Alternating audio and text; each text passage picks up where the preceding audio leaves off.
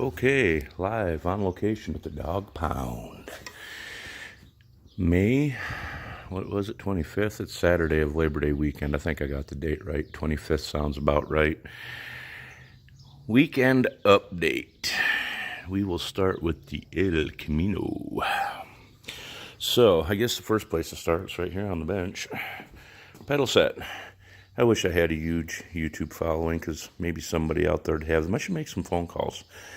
Could maybe find them on eBay. Anyway, pedal set on the left by my coffee cup is from a fire turd. What's left of the pedal set on the right is the one from the El Camino. Maybe if we turn sideways, we get better looks at them. So anyway, at some point, guy that had the car disassembled to get rid of the clutch pedal. I swear to God, they cut that pedal down too. It seems so blessed small, but I think it's stock. Now,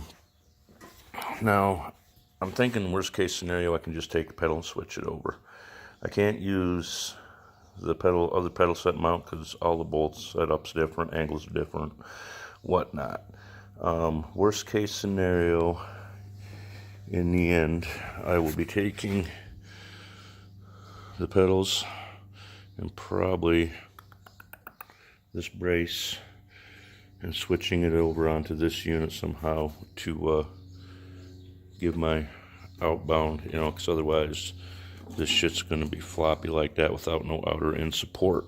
Or better yet, I get on eBay or Network and find the Ultra 78 and up rare pedal set for a G-body. If this is not G-body, I apologize. It's basically a Malibu with a trunk. I mean, a big bed. Malibus, Chevelles. I don't even know if the Chevelle badge lived much after 78. What else? Cutlasses, Skylarks, Le Manses, any of those. Actually, I think the Monte Carlo and the Grand Prix might fall into the same range too. Any of those ought to have the same pedal set for 78 to end of run, what was it, 87 on these. So aside from that, this thing's just been chock full of all kinds of neat fun.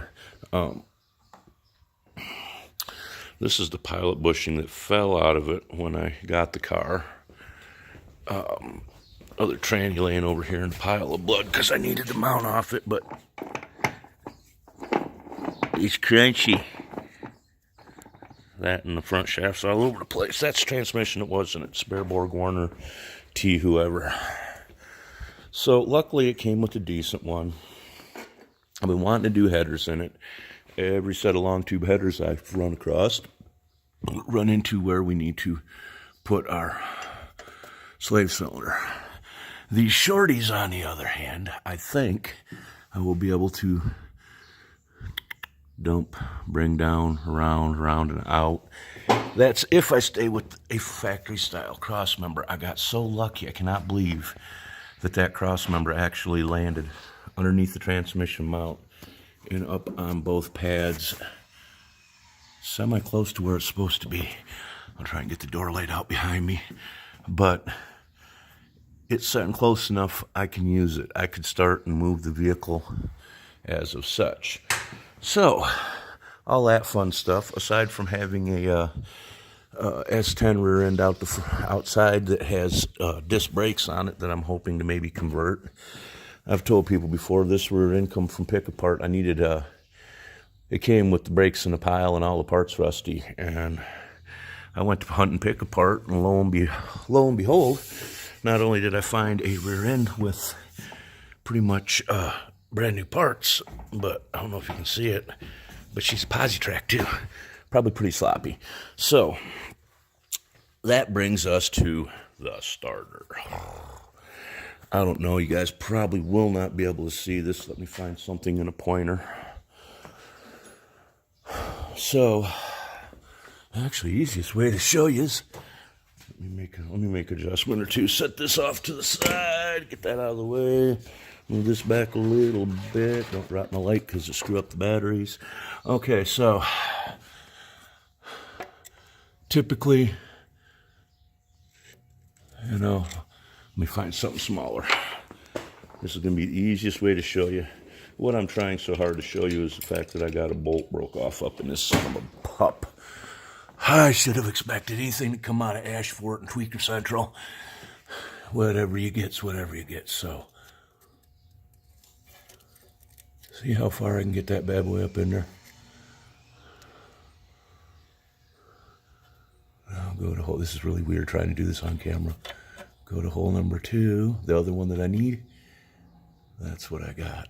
And like I said, I seriously, maybe if I get underneath it with the light behind it, we might be able to show you. But you see how you got upward depth in both of those? Let me get under this one here. You see it? I don't know if you guys can see it, but I sure the hell can see it through this camera. I'll be blessed. Anyway, about 3 threads above where the threads start, which is already up in there a 1/2 inch, we have what's left of a bolt. Meaning that I cannot put a, you know, they usually put a bolt on either side, right? So when homing the starter's up in there, you either got one, the back side one will hold, front side one stripped, and maybe I might be able to get enough thread on that back one to stop it from shaking it around, but you know what? As much as I do not, I reiterate, I do not, because let me tell you folks, lately money's been tight, projects are tough, and sometimes little shit, just what you would think would be nothing, a nothing burger. I'll jump off the El Camino for a second and give you a perfect Ford example. Wonder what I did with the broken off one. I guess it don't matter. Anyway, normally on these 460s I have one of these threaded in there. See if I can set up there where I need them to, just so I show you. Okay, usually on these older motors it's V-belt, that ain't the way. I basically needed this sumbitch turned to face up, like, yo, no big deal, right? Where's my light?